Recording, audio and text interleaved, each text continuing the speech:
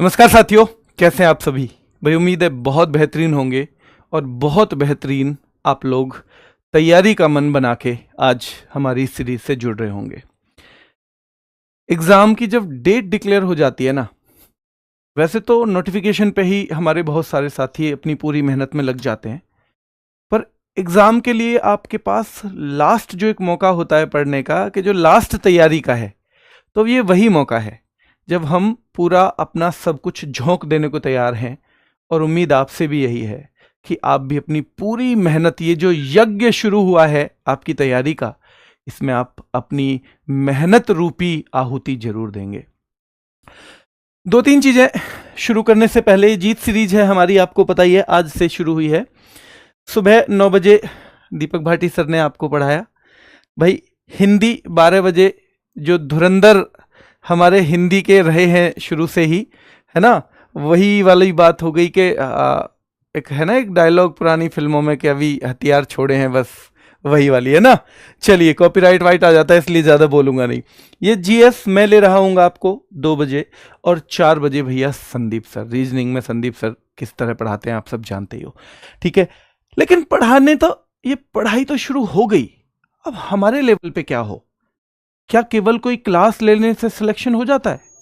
नहीं, आपको अब तैयार रहना है। जितनी मेहनत आप कर सकते हो, अगर 3 महीने की मेहनत आपकी जिंदगी को बदलती है, तो 3 महीने तो अगर 20 घंटे भी करनी पड़े ना, तो कर देनी चाहिए।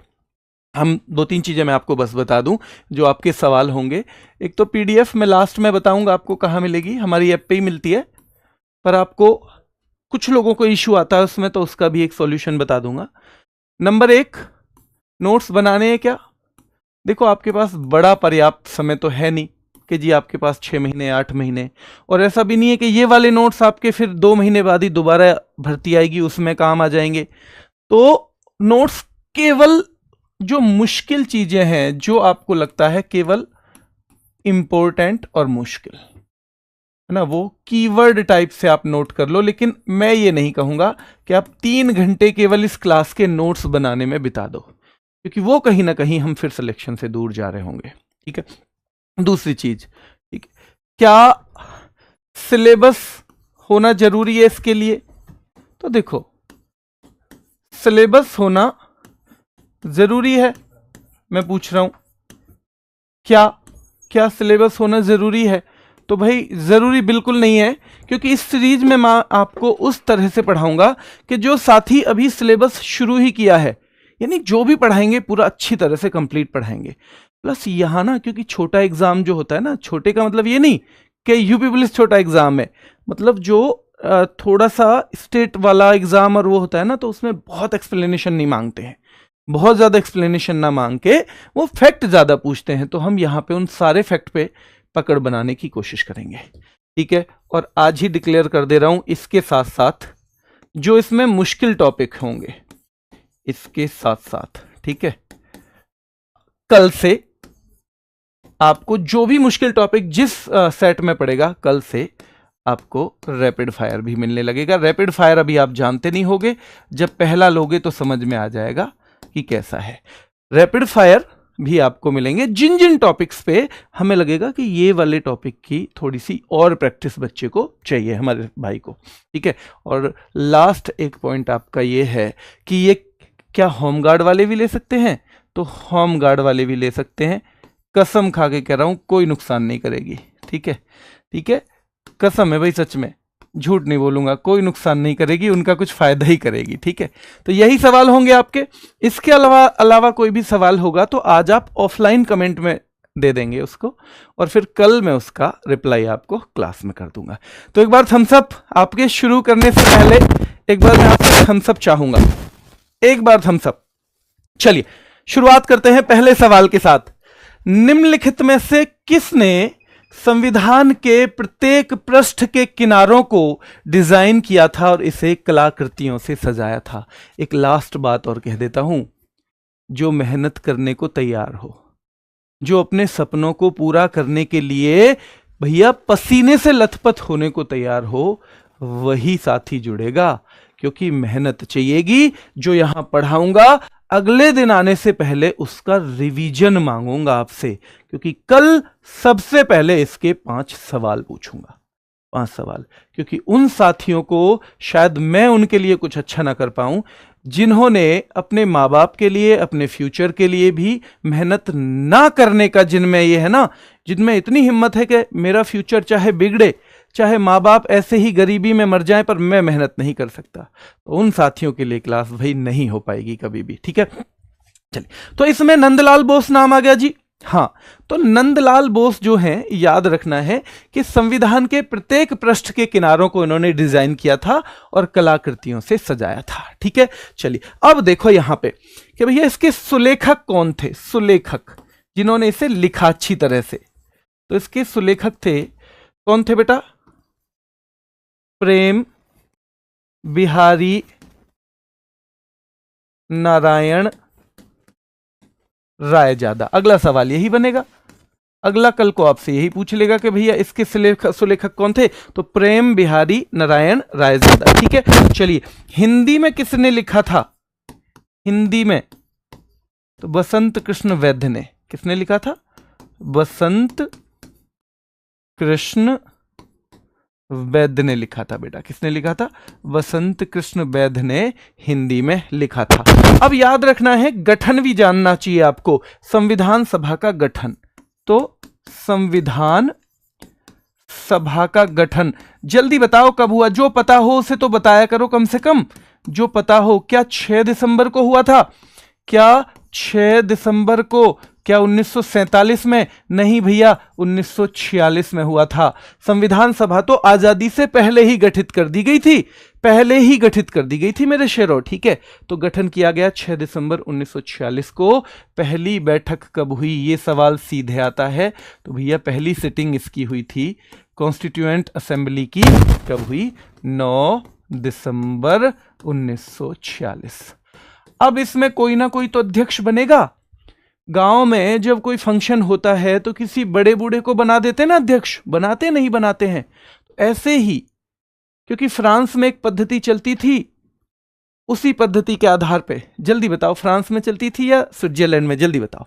तो पहली बैठक 9 दिसंबर 1946 को, और अध्यक्ष बने, जो कि अस्थाई अध्यक्ष बने।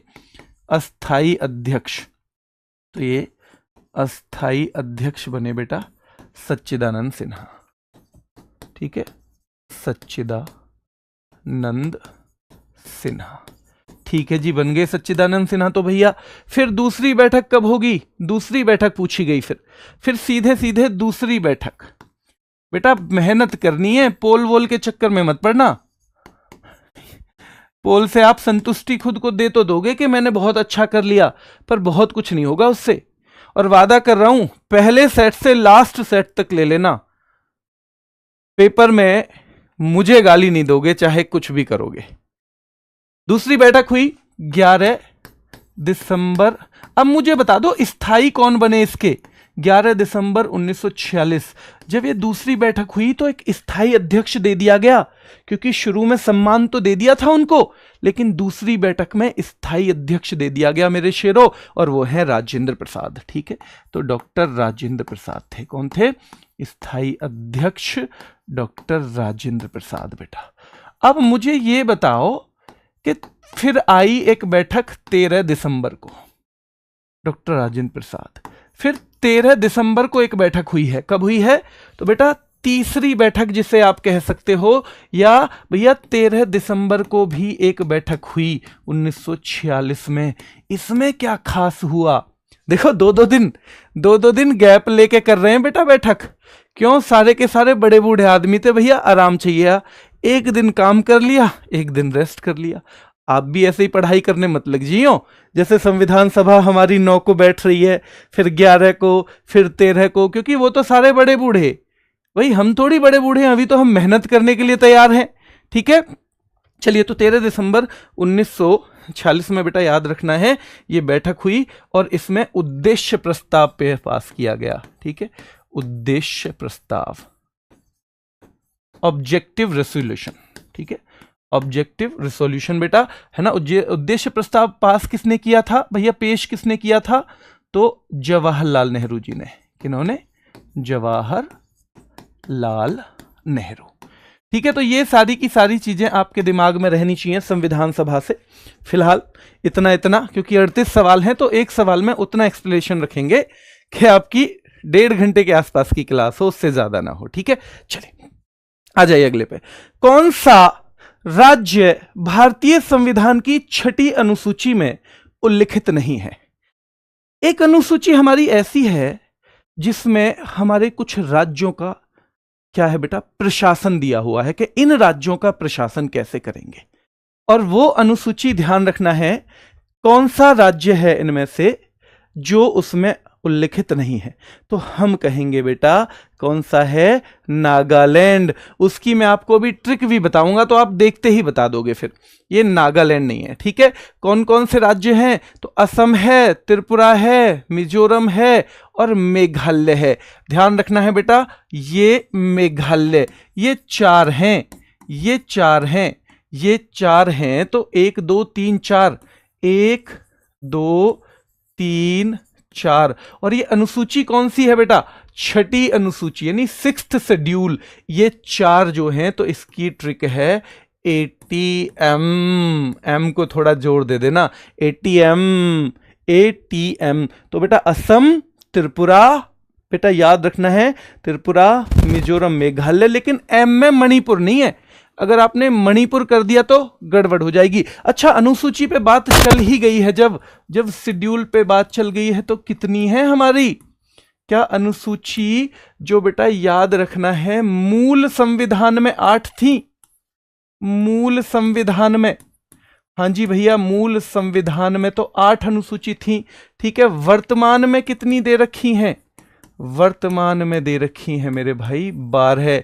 तो यानी कितनी और जोड़ दिए, कितनी जोड़ दी गई बाद में, तो मेरे भाई 4 और बाद में जोड़ दी गई हैं। ठीक है, चलिए पहली अनुसूची में क्या दिया हुआ है, पहली अनुसूची आपसे अगर पूछी जाए तो पहली अनुसूची में दिया हुआ है संघ एवं उसका राज्य क्षेत्र, यानी यूनियन और उसका जो क्या रहेगा बेटा, राज्य क्षेत्र रहेगा।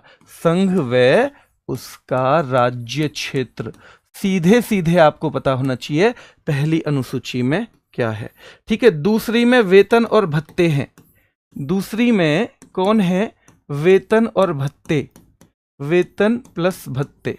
जो प्राधिकारी हैं, जो अधिकारी वगैरह रहेंगे, उनके वेतन और भत्ते दूसरी में बेटा। ठीक है, चलिए तीसरी में हमें पता होना चाहिए, तीसरी में क्या है, तो शपथ। जब उनको वेतन दे रहे हो, सब कुछ दे रहे हो, तो तीसरी में शपथ। ठीक है, तीसरी अनुसूची में क्या रहेगा, शपथ रहेगी बेटा, शपथ। ठीक है, चौथी में क्या है, राज्यसभा में जो सीटें बंटती हैं, राज्यसभा में, राज्यसभा में।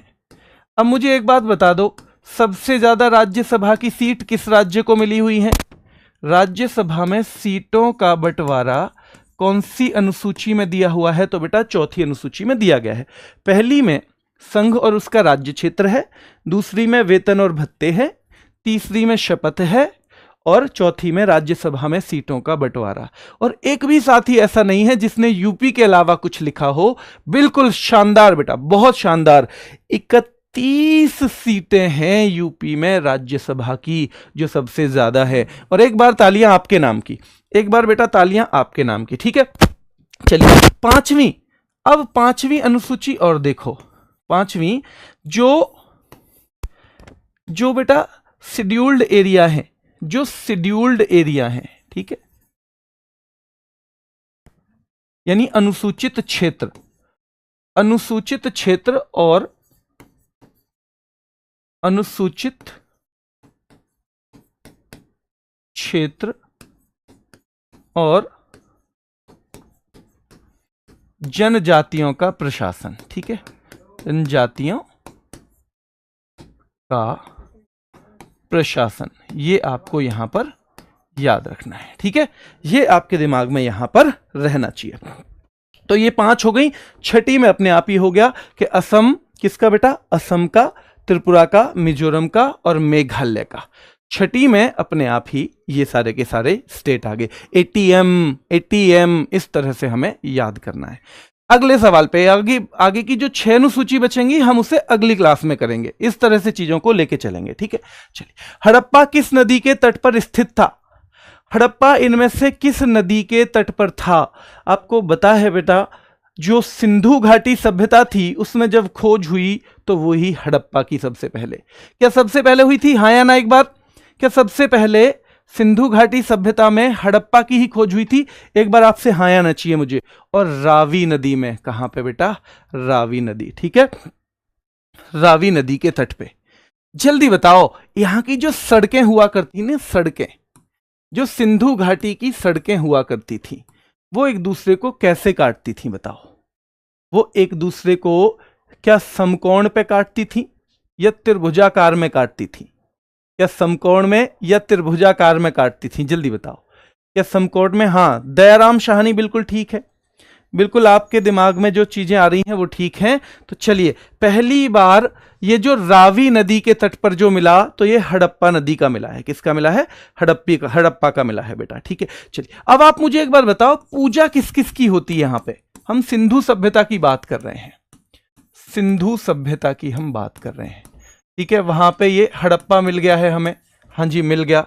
तो पूजा किस किस की? क्या पशुपति की पूजा होती थी? यहां पे आपसे पूछा जाए किसकी पूजा होती है? पशुपति की होती है। क्या साथ में मातृ देवी की भी होती है बेटा? क्या मातृ देवी की भी पूजा होती है? क्या पशुपति की होती है?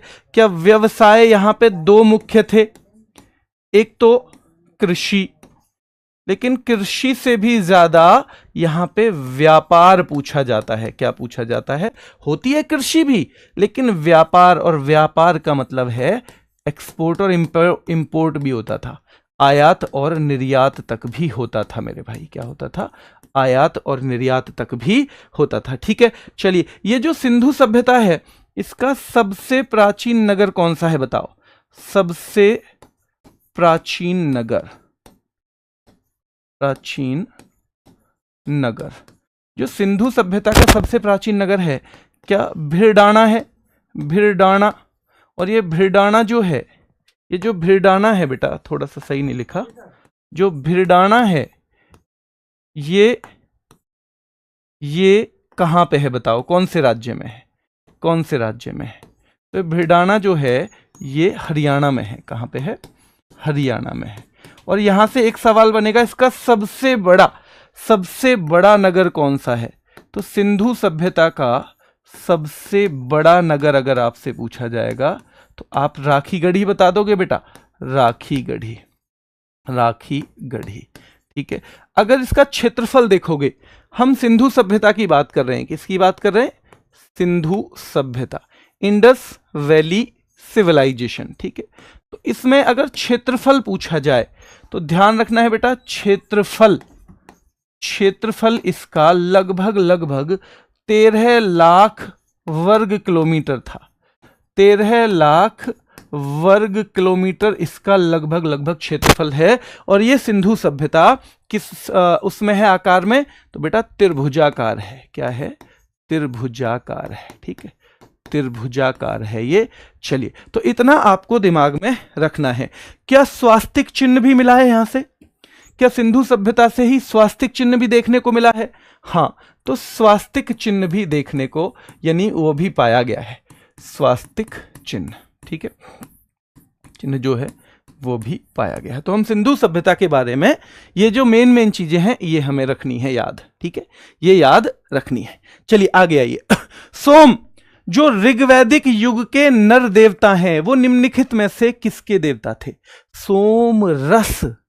अब रस तो भैया वनस्पतियों से ही निकलेगा, ना युद्ध से निकले, ना ज्वालामुखी से निकले, ना आंधी तूफान से निकले, ये किससे निकलेगा? ये सीधे सीधे वनस्पति या पौधों से निकलेगा। तो सोम कौन है? ऋग्वैदिक युग के नर देवता हैं बेटा। देवता पुरुष भी हो सकता है और महिला भी हो सकती है, ठीक है, तो ये आपके दिमाग में रखना है। अच्छा, ये जो ऋग्वैदिक युग है, हम किसकी बात कर रहे हैं? ऋग्वैदिक युग। यहां भाषा कौन सी चलती थी? तो बेटा यहां पे भाषा चलती थी संस्कृत।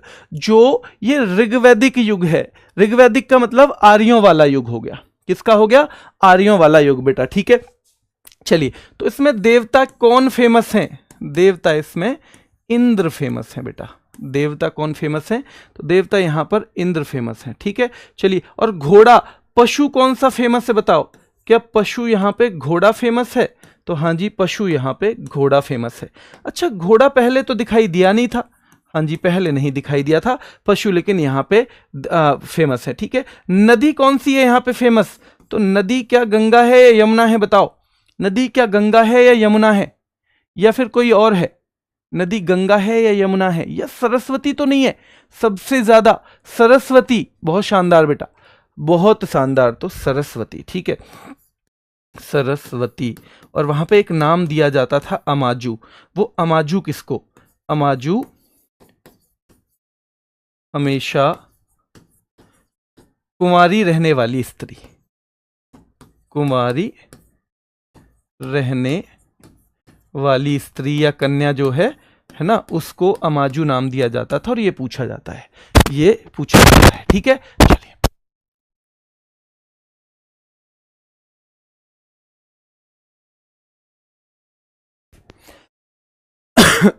सत्यमेव जयते शब्द कहां से लिया गया है? इनमें से कौन सा है जहां से सत्यमेव जयते शब्द लिया गया है? चलो, आपका मौका है ये चेक करने का कि आप सही बताते हैं गलत। अभी आवाज आ रही है ना? देखना, ठीक ठीक है, चलिए। बहुत शानदार बेटा, बहुत शानदार। देखो, मुंडको उपनिषद, ठीक है, और ये किसके तौर पे अपना रखा है हमने बताओ? ये राष्ट्रीय वाक्य के तौर पे अपनाया हुआ है हमने। राष्ट्रीय वाक्य है ये। सत्यमेव जयते जो है ये क्या है? राष्ट्रीय वाक्य है। ठीक है, और अपनाया कब हमने? तो राष्ट्रीय वाक्य के तौर पर हमने 26 जनवरी अपनाया है। 26 जनवरी 26 जनवरी 1950 को मेरे भाई। ठीक है, 1950, 26 जनवरी 1950 को हमने राष्ट्रीय वाक्य के तौर पर इसे अपनाया है। ठीक है, लोकप्रिय किसने बनाया था ये? तो ये लोकप्रिय बनाया गया था मेरे भाई किसके द्वारा? तो मदन मोहन मालवीय। किनके द्वारा? मदन मोहन मालवीय। मदन मोहन मालवीय जो थे उनके द्वारा ये लोकप्रिय बनाया गया है। उपनिषद हैं कौन? तो देखो, भारतीय दर्शन का आधार कहा जाता है इनको। भारतीय दर्शन का आधार, भारतीय दर्शन का आधार कहा जाता है किनको? उपनिषद को। ठीक है, केवल वही चीजें नोट करना जो आपके लिए ऐसा हो कि ये तो मुझे याद बिल्कुल भी नहीं है। ठीक है, संख्या कितनी है उपनिषदों की? तो संख्या सीधे सीधे पूछी जाती है, तो आपको बताना होगा भैया 108 है। ठीक है, और इसका मतलब है, अर्थ है गुरु के समीप बैठकर ज्ञान प्राप्त करना। गुरु के समीप बैठकर ज्ञान प्राप्त करना। तो ये सारे की सारी चीजें हमें पूछनी है, और ये बड़ा एग्जाम का फेवरेट सवाल है। सत्यमेव जयते शब्द कहां से लिया गया है? ठीक है, सत्यमेव जयते शब्द कहां से लिया गया है, ये बहुत महत्वपूर्ण है। वैदिक काल में निम्नलिखित में से किस अनाज के लिए व्रीहि शब्द का प्रयोग किया जाता था? व्रीहि बेटा, देखो, व्रीहि शब्द जो है किसके लिए यूज करते थे बताओ इनमें से? क्या गेहूं के लिए, क्या मक्का के लिए, क्या जौ के लिए, या चावल के लिए, या चावल के लिए? तो चावल के लिए। ठीक है, चलिए। एक वर्ड आपने देखा होगा अधन्या। अधन्या किसके लिए यूज करते थे हम? अधन्या, अधन्या किसके लिए? उर्वरा हम किसके लिए यूज करते थे? ठीक है, दुहिता, दुहिता क्या हम पुत्री के लिए यूज करते थे? अभी भी बहुत सारे लोग कह देते हैं। तो दुहिता हम यूज करते थे पुत्री के लिए बेटा। अधन्या यानी जो मारने लायक ना हो, गाय के लिए यूज करते थे। और उर्वरा हम कृषि भूमि के लिए यूज करते थे। किसके लिए यूज करते थे? कृषि भूमि के लिए यूज करते थे। ठीक है, तो अधन्या गाय के लिए, वैदिक काल की हमारी बात हो रही है। उर्वरा हम कृषि भूमि के लिए कहते थे, और दुहिता पुत्री को कहा जाता था। किसको कहा जाता था? दुहिता बेटा पुत्री को कहा जाता था। चलिए, क्षेत्रफल की दृष्टि से चौथा सबसे बड़ा राज्य कौन सा है बताओ। क्षेत्रफल की दृष्टि से क्या मुझे आप पहले 4 राज्य बता सकते हो? पहले 4 राज्य बताओ। कौन साथी इतनी तैयारी पहले से करके बैठा है कि जी मैं बता दूंगा? कौन कह रहा है कि जी पहले नंबर पे राजस्थान रहेगा? यूपी चौथे नंबर पे है। बिल्कुल ठीक है, यूपी चौथे नंबर पे है। यूपी चौथे नंबर पे है, ठीक है। तो पहला स्थान किसका है? क्या राजस्थान का है बेटा? क्या राजस्थान पहले नंबर पे है? बताओ।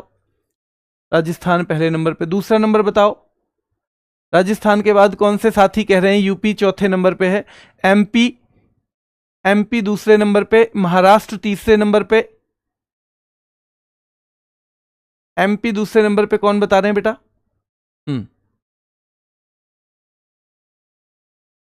हम्म राजस्थान, मध्य प्रदेश, बहुत शानदार भाई, महाराष्ट्र, और याद रखना है चौथे नंबर पे उत्तर प्रदेश। अब ये 4 तक तो आपसे ना क्रम में भी लगवा सकता है। ये 4 तक आपको क्या दे देगा? ये क्रम में भी लगाने के लिए दे देगा बेटा, क्रम में भी लगाने को दे देगा, है ना। चलिए, और अब वर्तमान में राज्य कितने हैं बताओ। वर्तमान में राज्य, अभी राज्य कितने हैं? 8, 2 8 28, ठीक है। और जो यूटी है, केंद्र शासित प्रदेश, कितने हैं? 8 हैं, ठीक है। चलिए, तो केंद्र शासित प्रदेश 8 हैं। सबसे पूर्वी राज्य बता सकते हो आप? पूर्वी राज्य, पूर्वी राज्य आप बता सकते हो बेटा? तो सबसे पूर्वी जो है वो अरुणाचल प्रदेश है। कौन सा है? अरुणाचल प्रदेश जो है वो सबसे पूर्वी राज्य है। सबसे पश्चिमी राज्य बता सकते हो? पश्चिमी, सबसे पश्चिमी राज्य, जो साथी कहेंगे जी पश्चिमी राज्य तो गुजरात है। पश्चिमी राज्य कौन कौन कह रहा है बेटा? पश्चिमी राज्य गुजरात है। गुजरात, बहुत बढ़िया, गुजरात। और क्षेत्रफल में सबसे बड़ा देख लिया, क्षेत्रफल में सबसे छोटा बताओ। क्षेत्रफल में सबसे छोटा राज्य भी तो बताओ भाई। क्षेत्रफल में सबसे छोटा राज्य जल्दी से बताओ कौन सा है? गोवा, बहुत शानदार, पहले से ही बता के बैठे हैं, पहले से ही, ठीक है। गोवा को बता के बैठे हैं कि जी गोवा सबसे क्या है? छोटा राज्य। हम राज्यों की अभी बात कर रहे हैं। निम्नलिखित भारतीय राज्यों में से कहां से कर्क रेखा नहीं गुजरती है? पहला सवाल तो क्या कर्क, मैं एक सवाल कह रहा हूं, आपको बताना मैं ठीक कह रहा हूं या गलत। कर्क रेखा भारत के 9 राज्यों से गुजरती है। क्या मैं सही हूं या गलत हूं? क्या इतना बता सकते हो आप कि मैं सही हूं या गलत हूं? तो कर्क रेखा जो है, ठीक है, कैंसर, ठीक है बेटा, कर्क रेखा, कैंसर रोग सुनते हो ना, तो कर्क को अंग्रेजी में कैंसर बोल देते हैं, ठीक है। कर्क रेखा याद रखना है बेटा, 8 राज्यों से होके गुजरती है, 8 राज्यों से। क्या कोई मुझे बता सकता है कि वो कौन कौन से 8 राज्य हैं? कौन कौन से 8 राज्य हैं? इनमें से यूपी से नहीं गुजरती है तो ठीक है, राजस्थान से, त्रिपुरा से, मिजोरम से गुजरती है, ये भी ठीक है।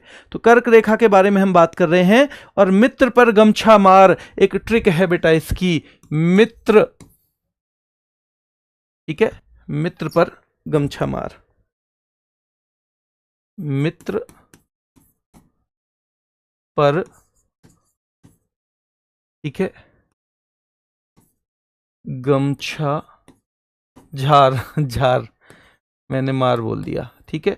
तो मिजोरम, मित्र हो गया मिजोरम प्लस त्रिपुरा,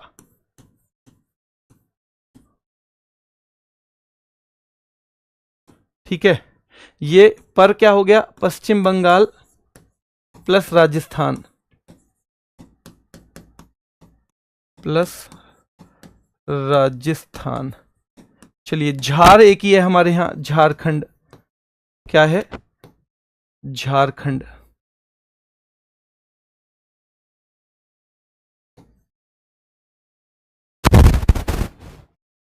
और गमछा की गुजरात, मध्य प्रदेश प्लस छत्तीसगढ़, ठीक है, प्लस छत्तीसगढ़, ठीक है, ये सही है भाई। मित्र पर गमछा मार दिया आपने, झाड़ दिया है फिर, तो मित्र पर गमछा झाड़ दिया है। ठीक है, चलिए, तो गुजरात हो जाएगा, साथ में मैं का क्या हो जाएगा, मध्य प्रदेश हो जाएगा, छ का क्या हो जाएगा, छत्तीसगढ़ हो जाएगा, झ का मतलब झारखंड हो जाएगा, मित्र का मिजोरम और त्रिपुरा हो जाएगा बेटा, और पर यानी कि पश्चिम बंगाल और राजस्थान हो जाएंगे, पश्चिम बंगाल और राजस्थान हो जाएंगे। ठीक है, क्लियर है यहां तक। सवाल नंबर कितना हो गया, 8। सवाल नंबर आ जाओ। हाँ देखो, भूमध्य रेखा के उत्तर में है क्या, क्या ये जो कर्क रेखा है वो भूमध्य रेखा जो है, तो इससे एक सवाल ये भी बनता है, तो कर्क रेखा जो है बेटा, कर्क रेखा की अगर हम बात करें तो ये भूमध्य रेखा के उत्तर में है। कहां पे है, उत्तर में, तो जो पृथ्वी की जो बीचों बीच वाली रेखा है उसके उत्तर में है। ठीक है, और भारत के मध्य से गुजरती है। हाँ जी, भारत के मध्य से, भारत के मध्य से गुजरती है। ठीक है, कर्क रेखा सबसे लंबी, सबसे लंबी, सबसे ज्यादा लंबाई इसकी, सबसे ज्यादा लंबाई इसकी एमपी में है बेटा। कहां पे है, तो सबसे ज्यादा लंबाई इसकी मध्य प्रदेश में है, और सबसे कम लंबाई जो है, सबसे कम लंबाई जो है वो कहां पे है, तो सबसे कम लंबाई जो बच्चे कह रहे हैं कि जी राजस्थान में है, तो ठीक है, यानी इसकी सबसे कम जो लंबाई है वो राजस्थान में है। ठीक है, क्लियर है। और एक राजधानी कौन सी है इस पे, तो ये सवाल भी आता है, राजधानी आप मुझे बताओ। अगर मैं रांची कहूं तो क्या मैं गलत हूं, है ना, तो कर्क रेखा पर राजधानी बेटा याद रखना है, इस पर राजधानी कौन सी है, तो वो रांची है। क्या है, रांची है। ठीक है, तो इस पर राजधानी रांची है। भारत और चीन के बीच कौन सी सीमा रेखा स्थित है, तो बड़ा सिंपल सा सवाल है। जैसे डूरंड रेखा जो है ये मेरे साथी पाकिस्तान और अफगानिस्तान के बीच में है, हालांकि पहले ये भारत और अफगानिस्तान के बीच में भी थी, पाकिस्तान अफगानिस्तान के बीच में, पर अब पीओके की वजह से हमारी सीमा लगती नहीं है उनके साथ, हमारी सीमा लगती नहीं है। ठीक है, तो अफगानिस्तान ये होती थी। ठीक है, और रेड क्लिफ जो है वो भारत और पाकिस्तान के बीच है, भारत प्लस पाकिस्तान के बीच में है। ठीक है, और मैकमोहन जो रेखा है तो ये हो जाएगी भैया सीधे सीधे भारत और चीन, है ना, तिब्बत वाला जो हिस्सा है उसके बीच। और याद रखना है 1914 में निर्धारित है, ये 1914 में निर्धारित की गई थी। ठीक है, तो मैकमोहन रेखा 1914 में निर्धारित की गई थी। ठीक है, चलिए जल्दी बताओ, बोर कौन कौन हो रहा है, बोर तो नहीं हो रहे कोई, या ये बताओ कि किस किस को आनंद आ रहा है। चलो, निम्नलिखित में से किस नदी का उद्गम भारत के बाहर है, गंगा भारत से ही निकलती है, इसका ओरिजिन भारत ही है। ठीक है, और बेटा यमुना भारत से ही निकलती है, नर्मदा भी अमरकंटक में भारत से ही निकलती है, लेकिन ब्रह्मपुत्र नहीं निकलती। ठीक है, ब्रह्मपुत्र, और ब्रह्मपुत्र की अगर लंबाई की बात करोगे 2900 किलोमीटर है। कितनी है, 2900 किलोमीटर। पहला सवाल तो यही बनता है कि कितनी लंबाई है। ठीक है, चलिए, और ये मानसरोवर जो क्षेत्र है ना, मानसरोवर क्षेत्र, मानसरोवर क्षेत्र से निकलती है। ठीक है, तो चला जाएगा चीन के, आज की डेट में चीन के हिस्से में। ठीक है, और चीन जो तिब्बत है, तिब्बत में से बोलते क्या है, तिब्बत को आज की डेट में चीन का ही हिस्सा माना जाता है, चीन का ही तो हिस्सा माना जाता है। तो तिब्बत में नाम कौन सा है इसका बताओ, क्या यारलुंग सांगपो है, क्या बेटा यारलुंग सांगपो है, बताओ यारलुंग सांगपो। अरुणाचल में नाम पूछा जाए तो, अरुणाचल में क्या दिहांग या सियांग है, क्या अरुणाचल में मेरे साथी दिहांग या सियांग है, बताओ क्या अरुणाचल में दिहांग है, दिहांग या सियांग है बेटा। हाँ, तो अरुणाचल में दिहांग या सियांग है। अब एक बार बांग्लादेश में भी बता दो, क्योंकि जाति तो बांग्लादेश में भी है, बांग्लादेश में भी याद रखना है जमुना, क्या नाम है, जमुना नाम रहेगा। ठीक है, चलिए, तो यहां पे हम ध्यान रखेंगे। और इस पर सबसे बड़ा नदी द्वीप है माजुली, जो माजुली है, जो सबसे बड़ा नदी द्वीप है ना, यानी किसी रिवर पे जो आइलैंड होता है, बड़ा नदी द्वीप इसी पे ही है। किस पे है? इसी पे ही है। तो ये सांगपो समझ में आ गया ना? सांगपो तो समझ में आ गया बेटा, सांगपो। हाँ, ये हमें दिमाग में रखना है कि सांगपो बोलते हैं तिब्बत में। जैसे माउंट एवरेस्ट को क्या बोलते हैं नेपाल में? एक सवाल मेरा आपसे, माउंट एवरेस्ट को नेपाल में क्या बोलते हैं मेरे साथी? क्या बोलते हैं बताओ? जल्दी बताओ क्या बोलते हैं? सागर माथा। अरे बहुत शानदार भाई, बहुत शानदार, सागर माथा, बहुत बढ़िया। अगर आप ऐसे ही थोड़े थोड़े खुद मेहनत करते रहे, थोड़ा थोड़ा मेरे से करवाते रहे, तो आप भैया सेलेक्ट तो हो रहे हो। सोशल मीडिया नेटवर्क में पहले जिसे फेसबुक इंक के नाम से जाना जाता था, उसका नाम बदलकर क्या कर दिया गया है? पहले तो आपको पता होना चाहिए कि सारी कंपनियां ज्यादातर अमेरिकी हैं। कौन सी हैं? अमेरिकी। और ये जो मेटा है, ध्यान रखना, मेटा, अब मेटा बोलते हैं, जैसे मां कहती है ना, बेटा यू बर्बाद कर देगी तुझे, बेटा बर्बाद कर देगी मेटा। जो अच्छी समझदार माँ हो गई है ना, जिन्हें पता चल गया है, जिन्हें नहीं पता है अभी वो भी थोड़े दिन में कहेंगी कि बेटा बर्बाद कर देगी मेटा। ठीक है, चलिए तो देखो इसकी शुरुआत अगर हम देखेंगे किसकी बेटा, अगर हम शुरुआत देखेंगे फेसबुक की, तो कब हुई है बताओ? 2004 में फेसबुक की। ये पहले नाम था फेसबुक, ठीक है, 2004 में शुरुआत, ठीक है। किसकी कंपनी है? मार्क जुकरबर्ग की, मार्क जुकरबर्ग की कंपनी है बेटा, ठीक है। अब कुछ और चीजें भी आपसे पूछी जाएंगी, जैसे यूट्यूब कब शुरू हुई थी? यूट्यूब क्या 2005 में शुरू हुई? 2005 में। जैसे ट्विटर पूछा जाएगा, ट्विटर क्या 2006 में शुरू हुआ है बेटा? जैसे इंस्टाग्राम पूछा जाएगा, अच्छा जी, ये भी पहले तो ऐसे लगती थी इंस्टाग्राम कुछ मतलब कोई सामान है ग्राम में, ठीक है, 2010। और बेटा व्हाट्सएप अगर पूछा जाएगा 2009, व्हाट्सएप पूछा जाएगा 2009, ठीक है। चलिए, ये फेसबुक का मुख्यालय, और आपको पता होना चाहिए इसका मुख्यालय कहां पे है, तो इसका मुख्यालय है कैलिफोर्निया, और कैलिफोर्निया बेटा यूएसए में है, ठीक है। कैलिफोर्निया कहां पे है?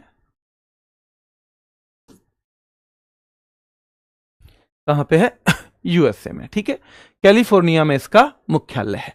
चलिए शुरू करें। हाँ, आगे देखिए, उत्तर प्रदेश के किस जिले को पीतल नगरी के नाम से जाना जाता है? तो ये जैसे चीनी का कटोरा है मुजफ्फरनगर, जैसे चीनी का कटोरा किसको कहते हैं? मुजफ्फरनगर को कहते हैं। जैसे मिर्जापुर को क्या कहते हैं? भारत का ग्रीनविच, क्योंकि यहीं से क्या चलती है बेटा, जैसे वहां टाइम निर्धारित होता है दुनिया का ग्रीनविच से, भारत का यहां से, तो भारत का ग्रीनविच कहा जाता है। क्या कहा जाता है? भारत का ग्रीनविच मिर्जापुर को कहा जाता है। वैसे ही क्या पीतल नगरी हम मुरादाबाद को कहेंगे? क्या पीतल नगरी, क्या वैसे ही ताला नगरी हम अलीगढ़ को कहेंगे मेरे भाई? ताला नगरी जो है, क्या वो हम अलीगढ़ को नाम देंगे? हाँ जी, अलीगढ़ को नाम देंगे।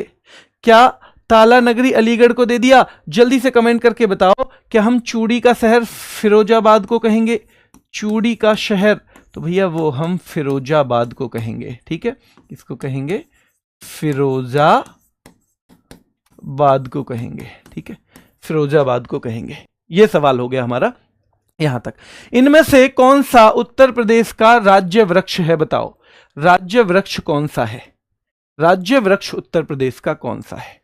तो जो बांस कह रहे हैं, या फिर जो बरगद कह रहे हैं, या बेटा जो बांज कह रहे हैं, वो सारे के सारे गलत हैं। आंसर क्या है? आंसर है अशोक। अशोक का जो वृक्ष है वो क्या है? तो उत्तर प्रदेश का राज्य वृक्ष है, ठीक है। इसका जो स्थापना दिवस है, अगर यूपी की बात करें, तो स्थापना दिवस बेटा याद रखना है, ये माना जाता है 24 जनवरी 1950 को। किसको माना जाता है? 24 जनवरी 1950 को माना जाता है, ठीक है, क्लियर है। और इसका पुनर्गठन हुआ था पुनर्गठन की अगर बात करें तो जो हुआ ही था भाई पुनर्गठन 1 नवंबर 1956। ठीक है, इसका राजकीय जलीय जीव कौन सा है यूपी का बताओ? राजकीय यानी स्टेट जलीय जीव, आपको स्टेट का जलीय जीव कौन देखने को मिलता है? तो बेटा डॉल्फिन देखने को मिलती है। क्या मिलती है? तो डॉल्फिन देखने को मिलती है, डॉल्फिन। अब यूपी में ये बताओ पुलिस का सर्वोच्च अधिकारी कौन सा होता है? यूपी में पुलिस का सर्वोच्च अधिकारी कौन सा होता है? यूपी में पुलिस का सर्वोच्च अधिकारी कौन सा होता है बताओ? राजकीय चिन्ह है, जैसे एक तो आपसे राजकीय चिन्ह पूछा जाएगा, लेकिन पुलिस का सर्वोच्च अधिकारी क्या होता है? डीजीपी। पर हमेशा से नहीं था, ये ध्यान रखना, हमेशा से नहीं था, पहले आईजी हुआ करते थे। ठीक है, जब हम ये पूरा क्वेश्चन लेके आएंगे तो सारी डिटेल आपको बताएंगे। राजकीय चिन्ह हमने कब अपनाया यूपी का? 1938 में। कब अपनाया है? तो राजकीय चिन्ह हमने 1938 में अपनाया था। ठीक है, जिसमें 2 मछली हैं, तीर कमान है क्या? 2 मछली, तीर कमान और मेरे साथी गंगा यमुना का संगम, गंगा यमुना का संगम। चलिए, कौन कौन आज मुझसे वादा कर रहा है कि मैं सिलेक्शन तक मेहनत करूंगा? एक थम्स अप उसका चाहिए मुझे कि मैं भैया सिलेक्शन तक नहीं रुकूंगा, मैं उस दिन तक अपने आप पे अविश्वास नहीं करूंगा जब तक मैं अपनी तरफ से 100% ना दे दूं। मैं तब तक नहीं हारूंगा जब तक मैं सच में ना हार जाऊं। अगर जिंदगी में हार भी जाए ना, हम जैसे कहते हैं मरना है तो एक ही बार तो मरना है, अगर हम जिंदगी में हार भी रहे तो भाई हम एक ही बार हारेंगे, रोज रोज नहीं हारेंगे मन में। ठीक है, तो पूरी मेहनत करनी है, और अगर पूरी मेहनत कर दी तो हारने की कोई वजह भी नहीं है। ठीक है, चलिए राजकीय पक्षी की बात करें हम, क्या सारस है? राजकीय पक्षी बेटा क्या है बताओ? हाँ जी, सारस है राजकीय पक्षी। और अगर राजकीय पशु की बात करें तो बताओ जल्दी से, क्या 15 सींगा है या 12 सींगा? क्या 15 सींगा है या 12 सींगा है? बताओ बेटा, क्या 15 सींगा है या 12 सींगा?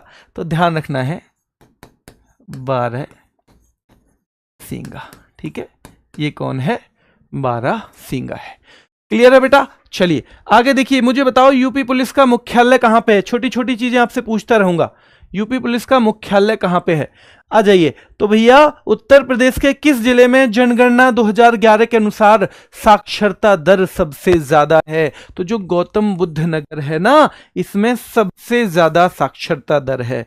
और सबसे कम भी आपको पता होना चाहिए, सबसे कम साक्षरता दर कहां पे थी? तो श्रावस्ती में थी। कहां पे थी? श्रावस्ती में सबसे कम है। सबसे ज्यादा कहां पे है? गौतम बुद्ध नगर में। भारत की साक्षरता दर कितनी है बताओ? भारत की तो 74.04। किसके अनुसार? 2011 की जनगणना के अनुसार, 2011 की जनगणना के अनुसार सबसे जो भारत की जो साक्षरता दर है, तो भारत की है 74.04। सबसे ज्यादा किसकी है? अगर आपसे पूछा जाए तो केरल बता देना, सबसे ज्यादा केरल बता देना। और मेरे भाई सबसे कम पूछी जाए ना साक्षरता दर, सबसे कम पूछी जाए, जहां कम पढ़े हैं, थोड़े से माने जाते हैं, तो बिहार हो देना। कौन सा कर देना? बिहार कर देना। ठीक है, तो बिहार आपको कर देना है। ये 4-5 चीजें याद रखेंगे तो हाँ, ये 4-5 चीजें आपके दिमाग में रहनी चाहिए।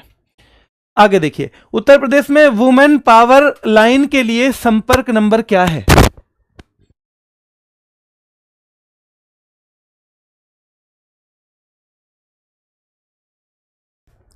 उत्तर प्रदेश में वुमेन पावर लाइन के संपर्क नंबर क्या है बताओ? Women power line, question number 15 है। क्या 1044 है, क्या 105 है, क्या 114 है, या 1000 बेटा 90 है? क्या 1090 है? बताओ।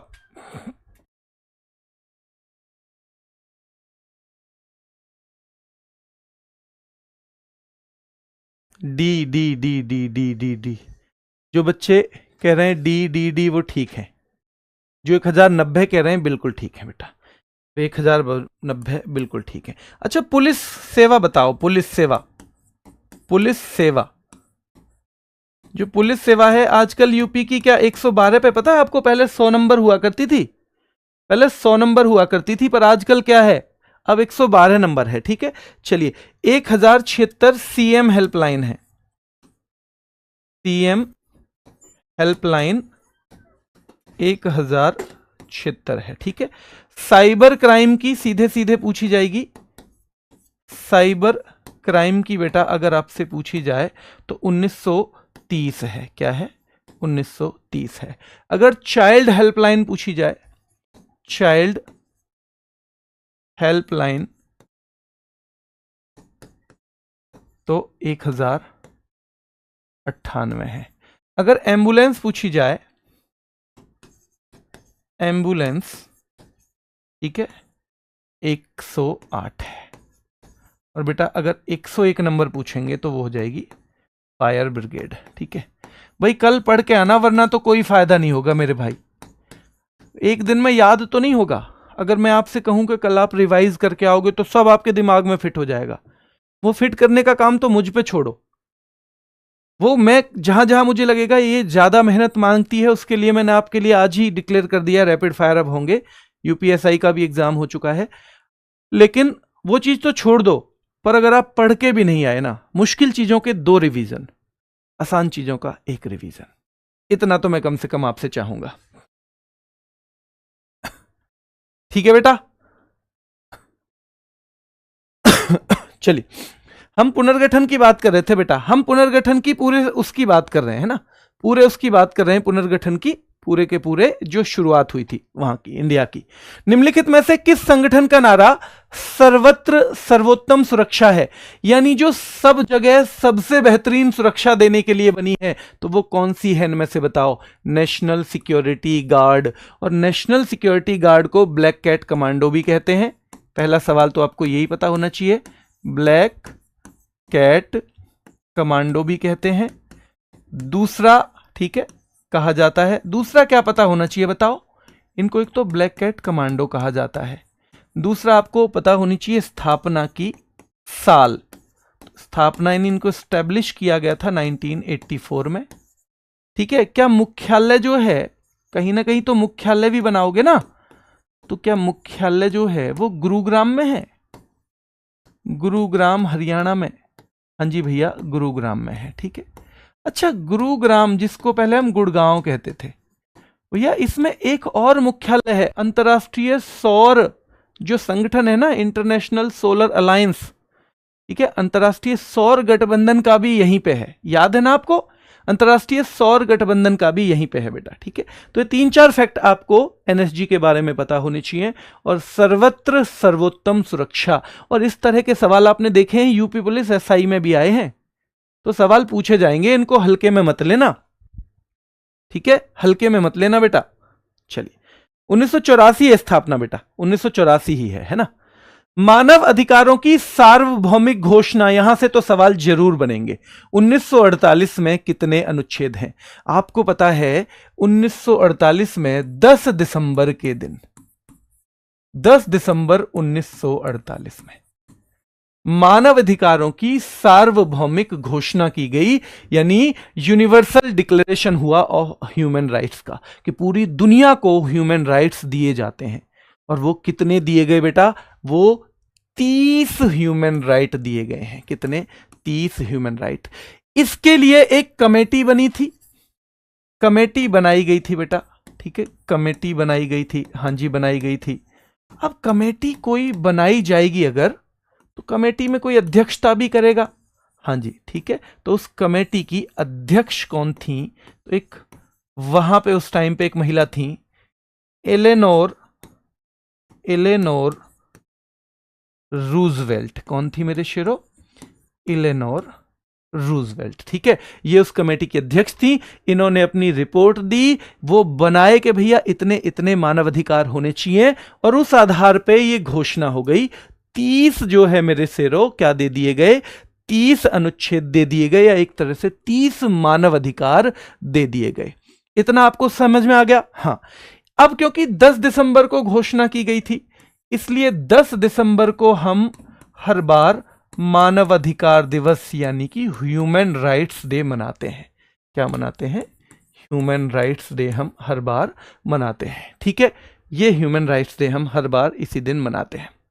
ठीक है, चलिए, इसमें एक 4 नंबर है, अनुच्छेद 4 इसका, वो बहुत महत्वपूर्ण है।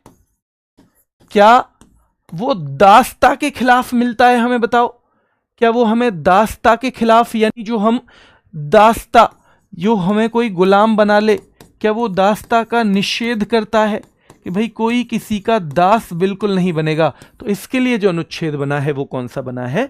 वो मेरे शेरों, वो अनुच्छेद बना है 4। सीधे सवाल आता है कि दासता का निषेध मानव अधिकारों की सार्वभौमिक घोषणा के किस अनुच्छेद में दिया गया है? और हमें सवाल क्या करना पड़ेगा बेटा? हमें 4 नंबर करना पड़ेगा, अनुच्छेद 4 में है। राष्ट्रीय सांप्रदायिक सद्भाव फाउंडेशन, अब नाम से ही पता चल रहा है सांप्रदायिक जो सद्भाव है उसका क्या मतलब है? जो अलग अलग धर्म, अलग अलग जातियों के लोग हैं, उनमें आपस में प्यार प्रेम हो, प्रीत हो। ऐसा नहीं है कि एक दूसरे को मार खाने की भावना हो। तो जो राष्ट्रीय सांप्रदायिक सद्भाव फाउंडेशन है, उसका मैनेजमेंट और उसका एडमिनिस्ट्रेशन यानी प्रबंधन और प्रशासन कौन करता है? तो इसी के अंदर एक कार्यकारी परिषद होती है, एक एग्जीक्यूटिव काउंसिल होती है बेटा। क्या होती है? एक एग्जीक्यूटिव काउंसिल होती है जो ये करती है। क्या करती है? जो ये करती है। इसकी स्थापना कब हुई थी बताओ? 1992 में हुई इसकी स्थापना। किसकी स्थापना की बात कर रहे हैं हम? इसे ले आओ यहां पे। इसकी स्थापना हुई 1992। कब हुई है इसकी स्थापना? और सवाल आता है कि राष्ट्रीय सांप्रदायिक सद्भाव फाउंडेशन की स्थापना 1992 में हुई है। इसका मुख्यालय पूछा जाता है, और मुख्यालय ध्यान रखना है मेरे भाई, इसका है नई दिल्ली में। आप मुझे बताओगे, आपने अगर ये थोड़ा बहुत कहीं पढ़ा हो, PYQ में पढ़ा हो, कि किस मंत्रालय के अंतर्गत काम करता है बेटा? ये किस मंत्रालय के अंतर्गत? तो मंत्रालय इसका है गृह मंत्रालय। ठीक है, कौन सा है? गृह मंत्रालय है। और एक चीज यानी मिनिस्ट्री ऑफ होम अफेयर्स। और एक सवाल और पूछा जाता है कि जो राष्ट्रीय सांप्रदायिक सद्भाव फाउंडेशन है, इसके अध्यक्ष कौन बनते हैं? तो जो गृह मंत्री होंगे बेटा, जो गृह मंत्री होंगे वही इसके अध्यक्ष बनते हैं। एक सवाल आपसे पूछूं बड़ा कॉमन सा, अभी हमने जीत लिया है क्या T20 का वर्ल्ड कप, लगातार दूसरी बार। क्या आप मुझे बता सकते हो कि हमने किस टीम को और कितने रन से हराया? हमने किस टीम को और कितने रन से हराया? क्योंकि करंट अफेयर का सवाल है और आपसे हमेशा ही पूछा जाएगा, है ना? हमेशा पूछा जाएगा आपसे, तो जल्दी बताओ।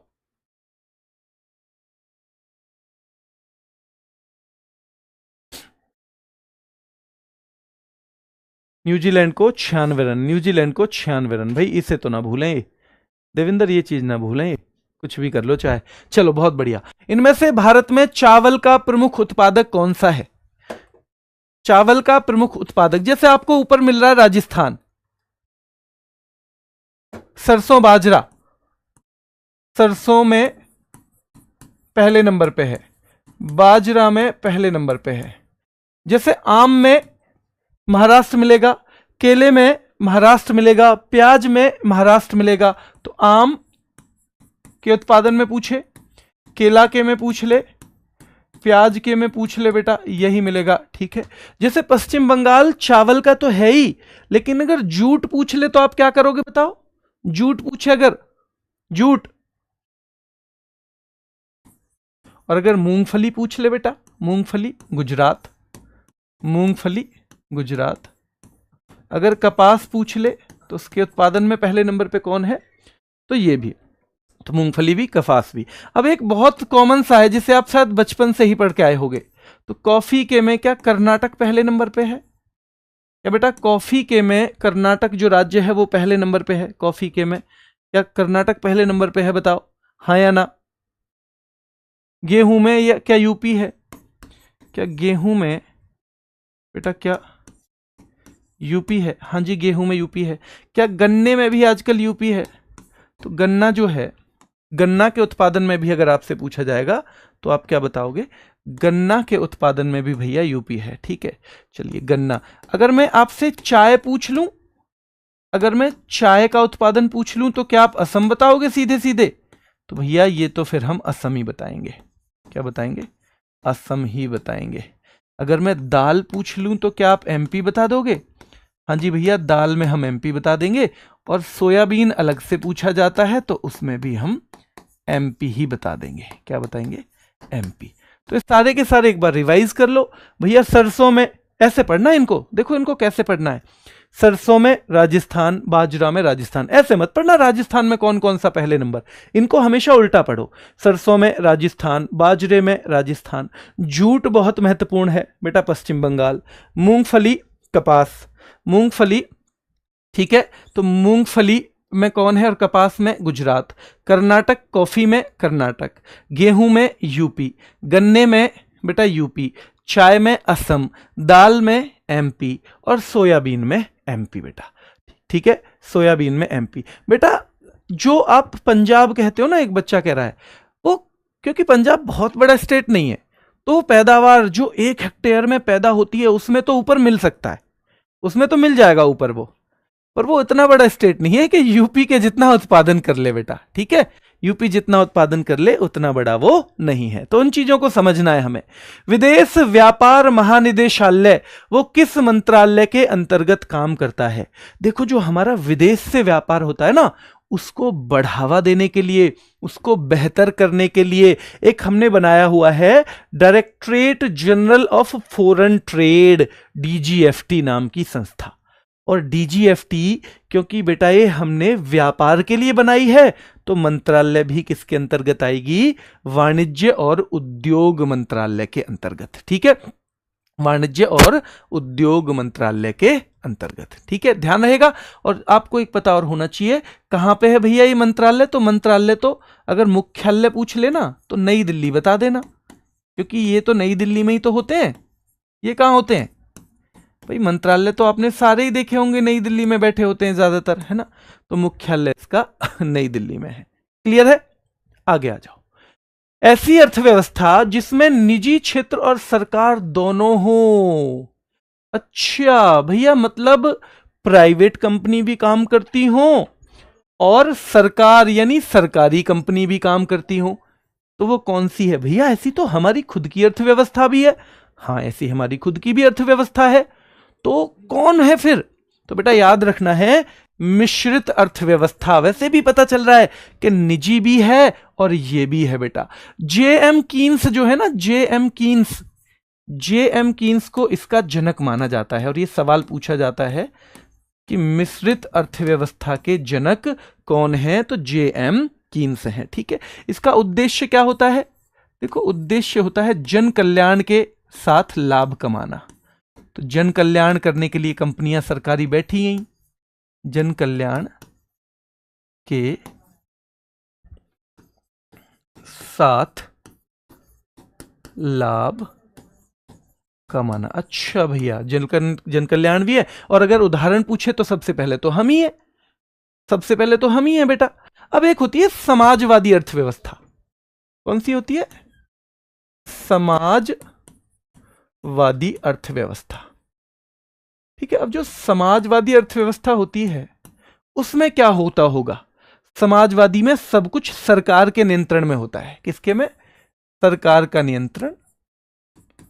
ठीक है, और ये किसने दिया था? ये इसके जनक आप किसे कह सकते हो? क्या कार्ल मार्क्स को कह सकते हो? क्या कार्ल मार्क्स को? हाँ बिल्कुल, चीन जो कह रहे हैं बच्चे वो बिल्कुल ठीक है, चीन जो कह रहे हैं बिल्कुल ठीक है बेटा। तो कार्ल मार्क्स जो है, कार्ल मार्क्स को इसका जनक कहा जा सकता है। ठीक है, कार्ल मार्क्स, ये जो विचार है किसने दिया है? कार्ल मार्क्स ने दिया है। और कार्ल मार्क्स की क्या एक बहुत फेमस पुस्तक है बेटा, इनकी पुस्तक है ना, दास कैपिटल। दास कैपिटल जो पेपर में बहुत पूछी जाती है किसी में भी, तो कार्ल मार्क्स की पुस्तक जो है आपके दिमाग में हमेशा रहनी चाहिए। तो एक तो हो गई समाजवादी अर्थव्यवस्था। इसके अगर हम क्या करेंगे बेटा, अगर हम इसका क्या निकालेंगे, उदाहरण देखेंगे, तो ये रूस और चीन इसमें आ जाएंगे। कौन आ जाएंगे, रूस प्लस चीन इसमें आ जाएंगे। क्या आ जाएंगे, रूस और चीन इसमें आ जाएंगे। चलिए, आपको ऐसा तो नहीं है कि भैया सिलेक्शन होना हो लेकिन पढ़ाओ बस 1 ही घंटा। हमारे लिए इतना सिलेक्शन जरूरी नहीं है, पर हम 1 घंटे से ज्यादा पढ़ाओगे तो हमारा बड़ा टाइम वेस्ट हो जाएगा। आप में से ऐसा कोई साथी तो नहीं है मेरा, बताओ। भारत में हरित क्रांति द्वारा चावल और गेहूं की खेती के लिए किस तरह के बीज प्रचलन में लाए गए थे? तो बेटा एक होते हैं HYV यानी हाई यील्डिंग वैरायटी सीड्स, जो ज्यादा उपज लेके आए। क्या लेके आए, जो ज्यादा उपज लेके आए। ठीक है बेटा, चलिए तो हरित क्रांति के बारे में हम बात करेंगे। जो हरित क्रांति सबसे पहले कौन लेके आए बताओ? तो इसे लेके आए, कौन आए? तो उनका नाम था नॉर्मन बोरलॉग। ठीक है, नॉर्मन बोरलॉग। और ये कहां के थे? मैक्सिको के।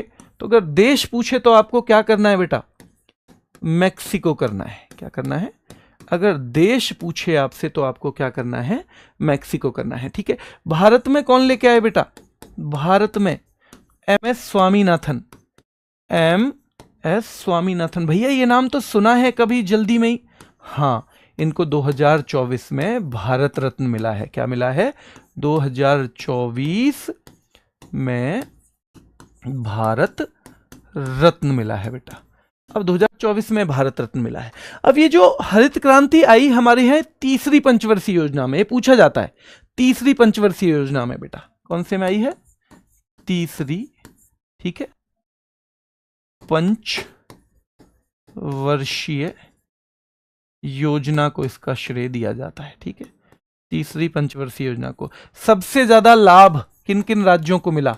तो देखो, सबसे ज्यादा लाभ जो मिला था, एक तो हरियाणा को मिला, एक पंजाब को मिला, और एक साथ में पश्चिमी उत्तर प्रदेश को। अब बस उतनी चीजें नोट करेंगे, बाकी इसी PDF से पढ़ लेना। पश्चिमी उत्तर प्रदेश, इसी PDF से केवल उतनी करिए जो आपको बहुत मुश्किल लग रही हैं, ताकि उनका आप एक्स्ट्रा रिवीजन कर सके। क्या कर सके? ध्यान रखना है, जाकि उनका आप एक्स्ट्रा रिवीजन कर सके। चलिए, इसको एक जल बीज उर्वरक प्रौद्योगिकी भी कहते हैं। इसका अन्य नाम क्या है बेटा? जल बीज उर्वरक प्रौद्योगिकी। ठीक है, इसको ये एक अन्य नाम भी दिया जाता है। ये हमारे दिमाग में रहना चाहिए। आगे चले, ईमेल का पूर्ण रूप क्या है? तो देखो, इलेक्ट्रॉनिक मेल, सीधे ईमेल का जो पूर्ण रूप है इलेक्ट्रॉनिक मेल है। और रे टॉमिल्सन इसके जनक हैं। रे टॉमिल्सन, जनक कौन है? रे टॉमिल्सन। ठीक है, इसका प्रारूप सबसे पहले कब बनाया गया था? तो इसका प्रारूप जो बनाया गया था, क्या सबसे पहले 1970 में बनाया गया था? हाँ या ना बता दो बस। तो सबसे पहले, और ईमेल सबसे पहले भेजा गया इसके 1 साल बाद।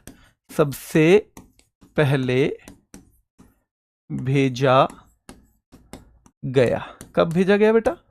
1971। ठीक है, अब जैसे जीमेल है, आप बताओगे जीमेल पर मैक्सिमम कितना डेटा भेज सकते हैं? कितना डेटा भेज सकते हैं? मतलब जीमेल के थ्रू। ईमेल केवल इसी से नहीं होता, जीमेल से ही। ईमेल तो कई अलग तरीके से हो सकते हैं। ईमेल कई अलग तरीके से मेरे साथियों हो सकते हैं। तो जीमेल पर कितना डेटा भेजा जा सकता है? तो 25 MB। कितना? 25 MB भेजा जा सकता है बेटा। 25 MB भेजा जा सकता है। ठीक है, तो 25 MB भेजा जा सकता है। ये सारी की सारी बातें आपको याद रखनी चाहिए। हाँ, एक और, जो यहां हमने जनक देखा, तो क्या भारत में कौन जनक है आप बता सकते हो? क्योंकि भारत में अलग है। भारत में एक कौन नाम है बेटा? शिवा अय्यादुरई। क्या नाम है? शिवा अय्यादुरई, उसको भारत में ईमेल का जनक कहा जाता है। किसको?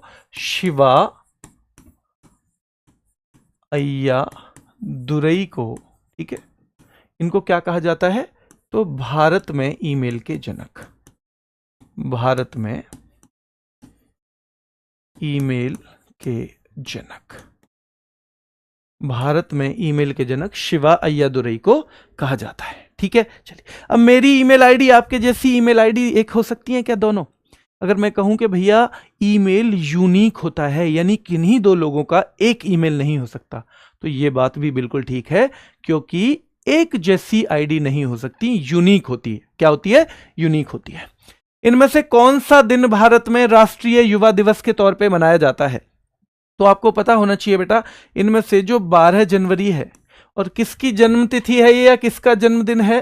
तो भाई स्वामी विवेकानंद, स्वामी विवेकानंद का जन्म दिवस। ठीक है, क्या मुझे एक बताओगे आप कि एक 4 जनवरी को क्या मनाया जाता है? 4 जनवरी को देखो एक लुई ब्रेल दिवस मनाया जाता है, जो अंधे लोगों के पढ़ने के लिए एक लिपि होती है, तो वो लुई ब्रेल नाम के व्यक्ति ने विकसित की थी, क्योंकि वो खुद भी इन्हीं कारणों से अंधे हो गए थे। वो जन्म से अंधे नहीं थे, एक चोट लग गई, एक आंख खराब हो गई, कुछ दिनों में दूसरी भी हो गई। तो जो 4 जनवरी को लुई ब्रेल दिवस है ना, लुई ब्रेल डे के तौर पे हम मनाते हैं। ठीक है, फिर एक आता है प्रवासी भारतीय दिवस, जिसको हम पीबीडी लिख देते हैं, प्रवासी भारतीय दिवस। ये 9 जनवरी को मनाया जाता है। और क्यों मनाया जाता है 9 जनवरी को? क्योंकि 9 जनवरी को ही 1915 में महात्मा गांधी साउथ अफ्रीका से लौटे थे, इसलिए क्योंकि वो सबसे बड़े प्रवासी माने गए, तो इसलिए इसको प्रवासी भारतीय दिवस के तौर पे 9 जनवरी को मनाते हैं बेटा, प्रवासी भारतीय दिवस। और 10 जनवरी को विश्व हिंदी दिवस, विश्व हिंदी दिवस। ठीक है, तो धीरे धीरे एक दो सवाल हम साथ में करते चलेंगे इसके, क्योंकि एक ही दिन में नहीं रटना है सबको, हमारे पास बहुत सारा टाइम है, और उतना हम एक चीज के बारे में पढ़ेंगे जिसको हम पचा सकें, पचाने वाली कैपेसिटी रखनी है। ठीक है, आगे देखिए इनमें से कौन सा प्राथमिक क्षेत्र का एक उदाहरण है? आपको पता है कि भैया हमारे अर्थव्यवस्था के क्षेत्र 3 है मेन, तो अर्थव्यवस्था के क्षेत्र हैं 3। कितने हैं? 3। पहला तो बोलते हैं प्राथमिक क्षेत्र, प्राथमिक। दूसरे को हम बोलते हैं द्वितीयक, क्या बोलते हैं? सेकेंडरी। और तीसरे को बेटा तृतीयक, यानी कि टर्शरी, तृतीयक। अब पहला जो है वो तो कृषि वाली चीजों से मान लो। किससे मानोगे आप? कृषि वाली चीजों से, खेती से, पशुपालन से, यानी प्राकृतिक चीजों से जुड़ा हुआ है। ठीक है, जैसे खेती इसमें आ जाएगा, पशुपालन आ जाएगा, मछली पालन आ जाएगा, जो प्राकृतिक, खनन आ जाएगा, माइनिंग, जो अंदर से कुछ निकाल रहे हैं जमीन से। ठीक है ना, तो इस तरह के आदि ये चीजें तो होंगी जो हमें सीधे प्रकृति से मिलती हैं। द्वितीयक का मतलब है बेटा विनिर्माण,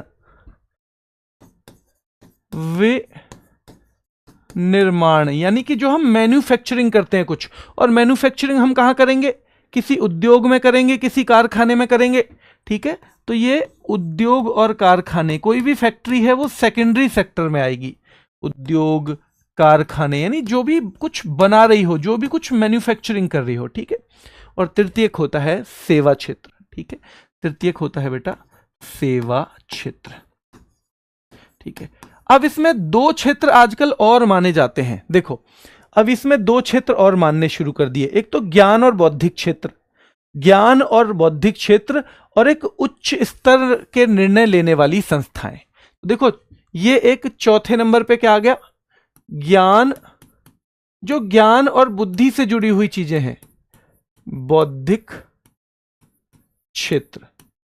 और एक आ गई जो हाई लेवल के डिसीजंस लेती हैं, तो उच्च स्तर के, जैसे विश्वविद्यालय हुआ कोई, के निर्णय लेने वाली संस्थाएं, कोई वैज्ञानिक संस्थान हो गया, निर्णय, ये भी अर्थव्यवस्था की सेक्टर आजकल माने जाते हैं, निर्णय लेने वाली संस्थाएं। अब वो आपसे कहेगा, या तो वो 3 और 5 दोनों देगा ही नहीं, या वो कहेगा कि भैया पहले के हिसाब से कितने सेक्टर माने जाते हैं, तो पहले के हिसाब से 3, और जो नया है, जो नया सिस्टम बन रहा है आजकल के हिसाब से मॉडर्न डे में, हम 3+2 कहते हैं। ठीक है 3+2 कहते हैं। अंतर्राष्ट्रीय न्यायालय का मुख्यालय कहां स्थित है? बेटा क्वेश्चन तो 38 ही कराने हैं ना, रोज क्वेश्चन तो 38 ही कराने चाहिए ना, तभी थोड़ा सा आपको एक अच्छा सा भी लगेगा। या क्वेश्चन 38 कराने, कितने कराने बताओ आप? ये 30 कराने। 38 में ना आपका जिस तरह का पेपर आता है हम उस तरह का बनाने की कोशिश करेंगे, थोड़ा एक्सप्लेनेशन कम कर लेंगे, लेकिन 1.5 घंटे की क्लास रहेगी बेटा। जो उतना समय हो जिसके पास वही क्लास से जुड़ेगा, क्योंकि उतना पढ़ाई जरूरी है सिलेक्शन अगर लेना है तो।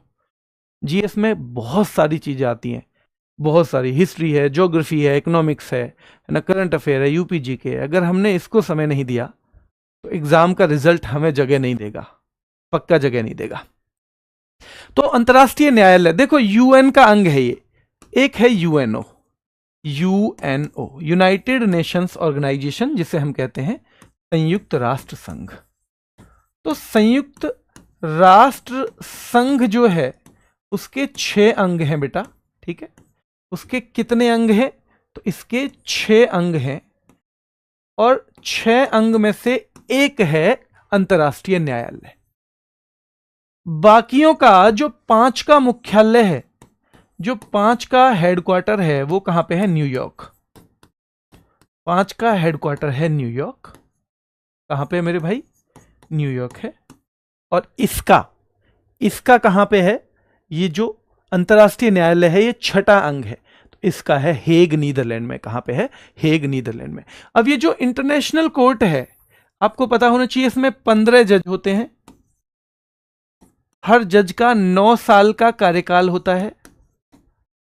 9 साल का कार्यकाल, यानी वो 9 साल काम करेगा। कितने साल काम करेगा बेटा? जज के तौर पे वो 9 साल काम करेगा, है ना। जज के तौर पे वो कितने साल काम करेगा? 9 करेगा। ठीक है, अध्यक्ष इन्हीं में से बनता है, अध्यक्ष इन्हीं 15 जजों में से, 15 में से ही बनता है कोई एक।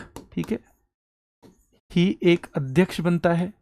और याद रखना है, अध्यक्ष का जो कार्यकाल है वो 3 साल होता है, यानी 9 साल में जब जज बनोगे तो 3 साल अध्यक्ष भी रह सकते हो। क्या बताओ, क्या कोई 2 जज एक देश से हो सकते हैं? तो 2 जज एक देश से नहीं हो सकते। 2 जज एक देश से नहीं हो सकते। भारत के जो पहले जज थे, अगर वो पूछा जाएगा तो BN राव थे। कौन थे? BN राव थे बेटा। और अगर पूछा जाएगा पहले अध्यक्ष कौन थे भारत के इसमें, तो वो नागेंद्र सिंह थे। कौन थे? नागेंद्र सिंह। ठीक है, ये 2 नाम भी हमें बार बार देखने को मिलेंगे।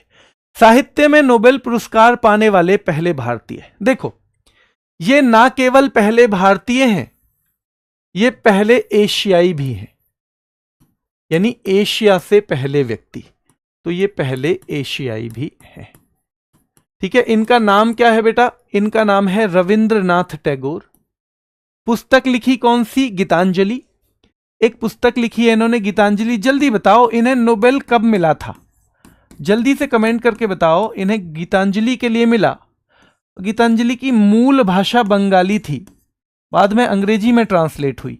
इसकी मूल भाषा बंगाली थी बेटा, लेकिन बंगाली के लिए तो मिल नहीं रहा था नोबेल, तो इसलिए इसका ट्रांसलेशन भी हुआ है अंग्रेजी में। ठीक है, और जो बच्चे 1913 कह रहे हैं कि भैया साहित्य के लिए जो नोबेल था 1913, बिल्कुल ठीक है, बिल्कुल बहुत शानदार है उनका जवाब।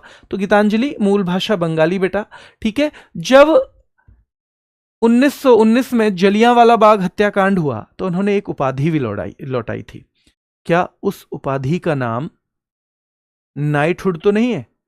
क्या उस उपाधि का नाम नाइटहुड है? अगर नाइटहुड है तो एक थम्स अप आपसे चाहूंगा। तो गीतांजलि के लिए इन्हें मिला बेटा। ये पहले एशियाई भी थे, पहले भारतीय भी थे नोबेल पुरस्कार प्राप्त करने वाले। ठीक है, चलिए आगे देखते हैं। फिनलैंड की शासकीय मुद्रा क्या है? फिनलैंड जो है उसकी शासकीय मुद्रा जानते हो आप? शासकीय मुद्रा का मतलब है कौन सी मुद्रा वहां पे काम करती है। यानी कौन सी मुद्रा का मतलब है कौन सी करेंसी वहां पे काम करती है। हाँ ठीक है बेटा, बिल्कुल ठीक है, बिल्कुल ठीक है, बिल्कुल ठीक है। हाँ, फिनलैंड की यूरो, बहुत शानदार। ज्यादातर साथियों का कहना है कि जी भैया फिनलैंड की जो मुद्रा है यूरो है। ठीक है, ठीक है। जैसे जर्मनी की भी क्या है, तो देखो फिनलैंड जब फन करना हो साथियों के साथ, तो भैया फन जो है फिनलैंड को हम ऐसे करेंगे, फन हम किसके साथ करते हैं, तो यारों के साथ, क्योंकि यूरो को हम कनेक्ट कर लेते हैं यारों से, यूरो बराबर यारों। ठीक है, तो हम फन करते हैं यारों के साथ। और जर्मनी को हमने कर लिया जब मनी, जब हमें मनी की जरूरत हो तो भी किसके पास जाते हैं बेटा, यारों के पास ही जाते हैं। ठीक है, तब जब हमें इडली खानी हो, इडली, तो भी किसके पास जाते हैं, तो भैया यारों के पास जाते हों। और जब हमें नान खाना हो, इडली या नान, तो भी हम किसके पास जाते हैं, तो भी हम यारों के पास ही जाते हैं। किसके, यारों के पास। ये जो तैयारी का है, ये तैयारी का जो दर्द है हम लोगों का, जो इस पेन में हम जी रहे हैं, उसमें भी कौन मदद करता है बेटा, उसमें भी यार ही मदद करते हैं। तो यूरो, तो जर्मनी की यूरो, इटली की, तो जब मनी की जरूरत हो तो यारों के पास जाएंगे, इडली या नान की जरूरत हो तो यारों के पास जाएंगे। जब स्पेन में भी कौन साथ देता है बेटा, वो भी यार ही देते हैं। ठीक है, चलिए आयरलैंड भी, आयरलैंड भी हमें पता होना चाहिए। आयरलैंड जो है, तो भैया आयरन जैसे मजबूत भी हम किसके साथ होते हैं, यारों के साथ ही होते हैं। हम आयरन जैसे मजबूत भी किन के साथ होते हैं, जब यार हमारे साथ हो तभी होते हैं। रेडियो एक्टिविटी की खोज का श्रेय किसे दिया जाता है, बताओ इनमें से। रेडियो एक्टिविटी की खोज का श्रेय, क्या मैं इसमें नाम किसका कर दूं, बताओ।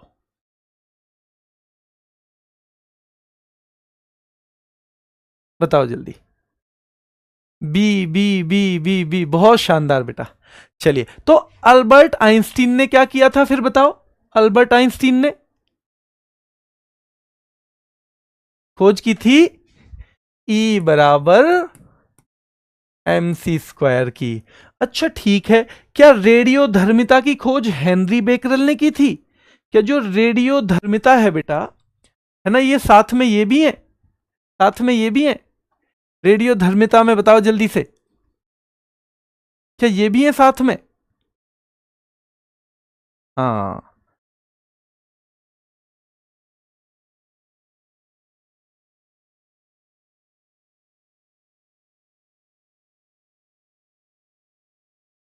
ज्योग्राफी भी की भी क्लास है बेटा, ज्योग्राफी की क्लास अब बाद में ही करनी पड़ेगी। ठीक है, बाद में ही करनी पड़ेगी। चलिए ठीक है। अच्छा, E बराबर mc² हो गया। अब इन्होंने की है प्रोटॉन की खोज, ये सीधे सीधे आपको पता होना चाहिए प्रोटॉन की खोज किसने की है। तो ये तीन नाम आपको दिमाग में रखने हैं। ठीक है, ये तीन नाम, अल्बर्ट आइंस्टीन E बराबर mc², अर्नेस्ट रदरफोर्ड प्रोटॉन की खोज, और जो मैडम क्यूरी है ना, या मैरी क्यूरी है, इनके बारे में एक खास चीज है। मैडम क्यूरी, इनके बारे में खास चीज क्या है, दो विज्ञान में, दो विज्ञान में क्या बेटा, दो विज्ञान में नोबेल पाने वाली एकमात्र हैं। ये नोबेल पाने वाली दो विज्ञान में, यानी फिजिक्स में भी केमिस्ट्री में भी, वाली एकमात्र हैं।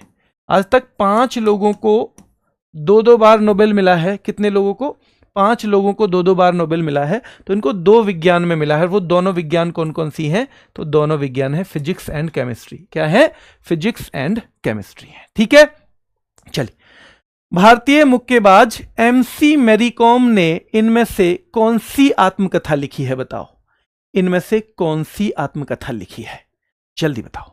जैसे ये इम्परफेक्टो संजय मांजरेकर ने लिखी है, संजय मांजरेकर। ठीक है, एक नो होल्डिंग बैक, एक माइकल होल्डिंग नाम के खिलाड़ी हुए हैं। कौन हुए हैं, माइकल होल्डिंग। तो ये माइकल होल्डिंग, ठीक है जी भैया, माइकल होल्डिंग भी हो गए। एक अनब्रेकेबल है, ये मैरी कॉम ने लिखी है, बिल्कुल। और इनको क्या कहते हैं, सुपर मॉम भी कहते हैं। क्या कहते हैं, सुपर मॉम भी कहते हैं। ठीक है, और प्लेइंग टू विन किसकी है, साइना नेहवाल। इसकी है साइना नेहवाल। सचिन तेंदुलकर की किताब बताओ, सबसे ज्यादा तो वही पूछी जाती है। सचिन तेंदुलकर की किताब सबसे ज्यादा पूछी जाती है, तो वो आपको बताना है भाई।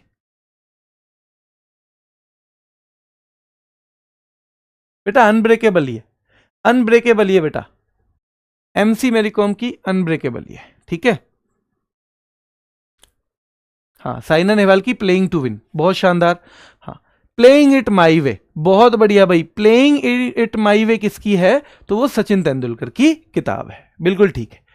अंतर्राष्ट्रीय ओलंपिक समिति का गठन कब हुआ था? तो आपको बताना है भैया।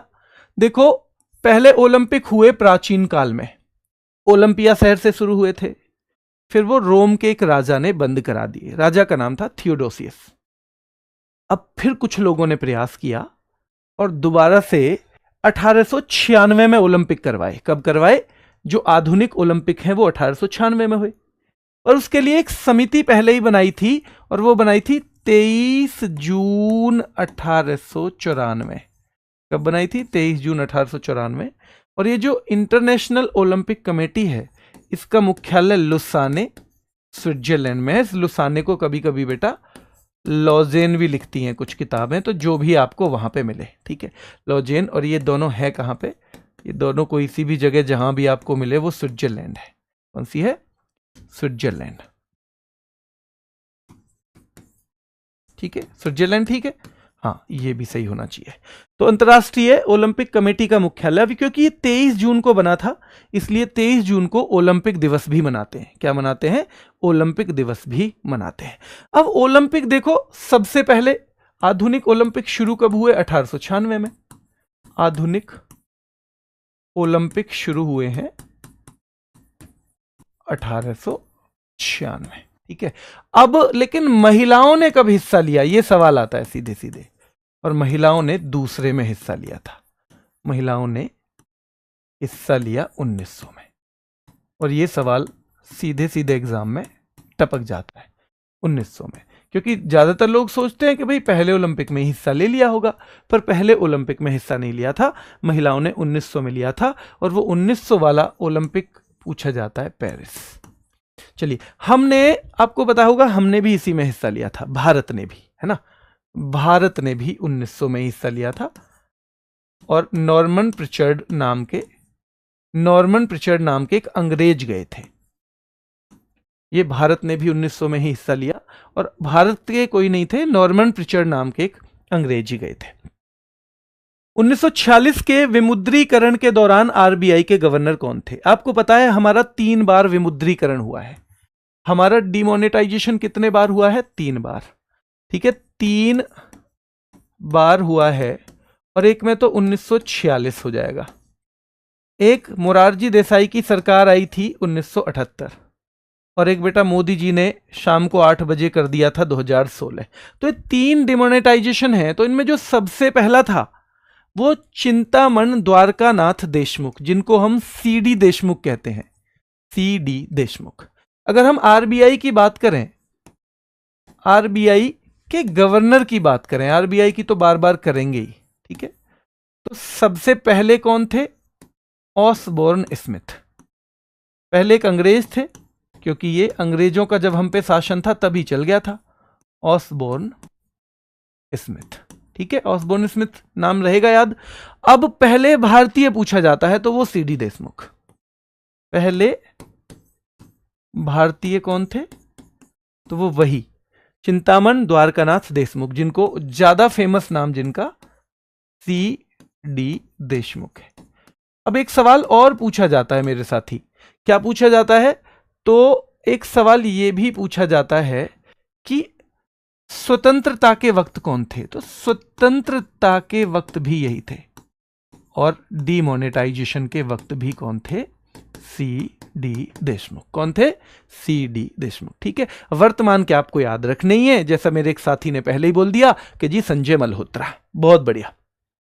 इनमें से कौन सा जीएसटी का सामान्य पोर्टल है? तो जीएसटी का देखो, जीएसटी का एक पोर्टल, यानी एक वेबसाइट नाम इसे दे सकते हो आप। तो www.gst.gov.in है क्या? बताओ बताओ कौन सा है? तो जो ए आंसर है यही है बेटा।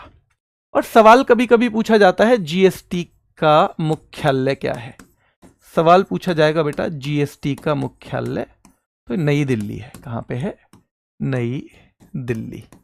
अच्छा, कौन सा संविधान संशोधन हुआ था जरा ये बता दो मुझे, जीएसटी के लिए कौन सा संविधान संशोधन हुआ था? क्योंकि ये लागू कब से हुआ है ये तो हमें पता ही है, 1 जुलाई 2017, इसलिए जीएसटी दिवस भी इसी दिन है, 1 जुलाई 2017, इसलिए जीएसटी दिवस भी कब मनाया जाता है? 1 जुलाई को। बहुत शानदार बेटा। 101वां संविधान संशोधन, 101वां संविधान। भैया आज पहला दिन है, थोड़ी देर बात भी की थी आपसे, 2-4 मिनट अगर 1.5 घंटे से ऊपर चला जाए तो प्लीज आज मत टोकना, है ना।